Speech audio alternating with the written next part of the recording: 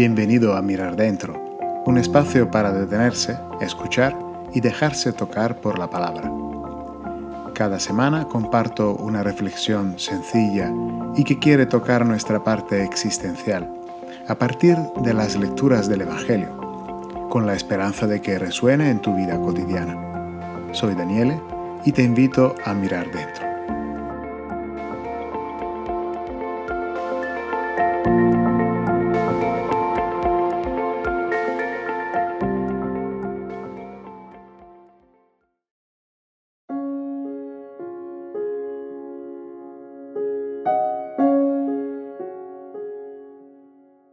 Bienvenido, querido oyente, al episodio número 19 de nuestro podcast Mirar Dentro. ¿De qué vamos a hablar esta semana? Pues el Evangelio de este domingo nos invita a reflexionar sobre la humildad y el orgullo. Lucas, de hecho, nos presenta la parábola del fariseo y del publicano, donde el primero, al llegar al templo, comienza a dialogar con Dios y empieza a sacar una lista de todas sus virtudes. Se muestra allí en esta parábola como un hombre que observa minuciosamente la ley y agradece a Dios por no ser pecador como el publicano. Por otro lado, al fondo del templo está el publicano. Él es consciente de los daños que ha podido cometer contra sí mismo y contra los demás.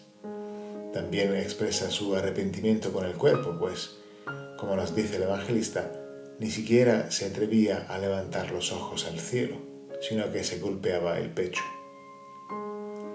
Y entonces, a raíz de la parábola, vamos a hablar en ese momento de la humildad. ¿Qué es la humildad? Podríamos definirla como una de las principales cualidades que nos hace verdaderamente humanos. Y el texto en ese sentido lo deja muy claro. El fariseo, de hecho, desprecia a los demás, juzga su valor según las capacidades que tienen para cumplir las normas, en este caso religiosas. La idea es que cuanto más observante eres, más éxito parece que ello te garantice.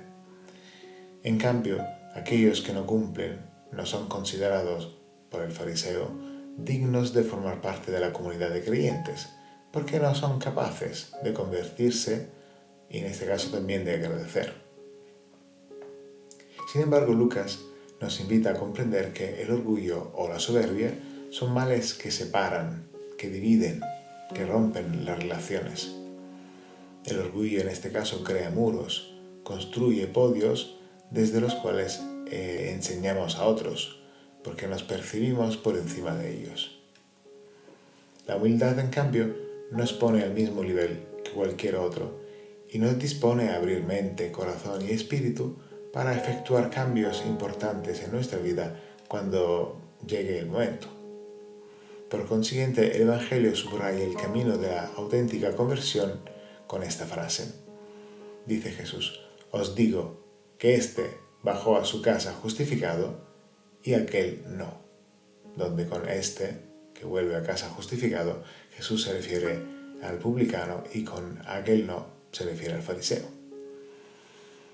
Porque el soberbio no solo se siente superior, sino que no es consciente de sus errores, lo cual le impide aprender y crecer de forma sana. El humilde, por su parte, reconoce que no puede mejorar solo y está dispuesto a dejarse ayudar para no quedar atrapado en sus límites.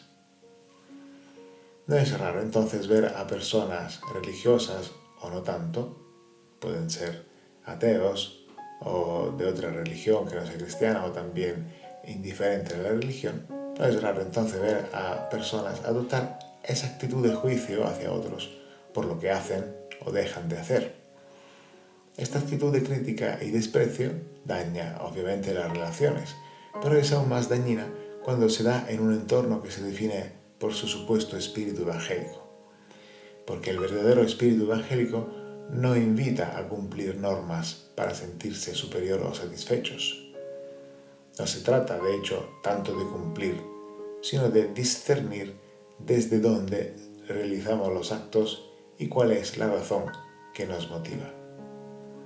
En el caso del orgulloso, la raíz está en su inseguridad y también en su baja autoestima. El orgulloso se siente imperfecto y necesita mostrarse superior para ocultarlo. Él cree que la perfección se alcanza por mérito propio, sin necesitar la ayuda de nadie, porque se basta a sí mismo. Entonces la salvación del orgulloso se opone al descentramiento del humilde. El humilde conoce sus puntos fuertes y también sus flaquezas. No se encierra en sí mismo, no desprecia a los demás, ni desprecia a sí mismo. Es consciente de que necesita ayuda para crecer y que la tolerancia, la comprensión, la paciencia, la aceptación de sí mismo, el amor, son los ingredientes de una vida sana, orientada a la plenitud. El orgullo, sin embargo, es tan retorcido que se esconde, se disfraza, se transforma para sobrevivir y para no ser desenmascarado. En el fondo, el orgullo es una máscara que usamos. ¿Para qué? Para ocultar la imagen deformada que tenemos de nosotros mismos.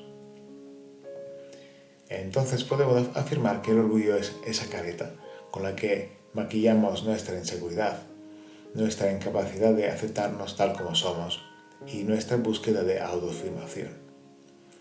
De hecho, el padre de la Iglesia, Juan Casiano, decía: si la vanidad no puede insinuarse a través de una túnica bien usada y limpia, lo intenta a través de ropas sucias, toscas y desaliñadas. Quien no ha sido vencido por la gloria, pues entonces es abatido por la humildad.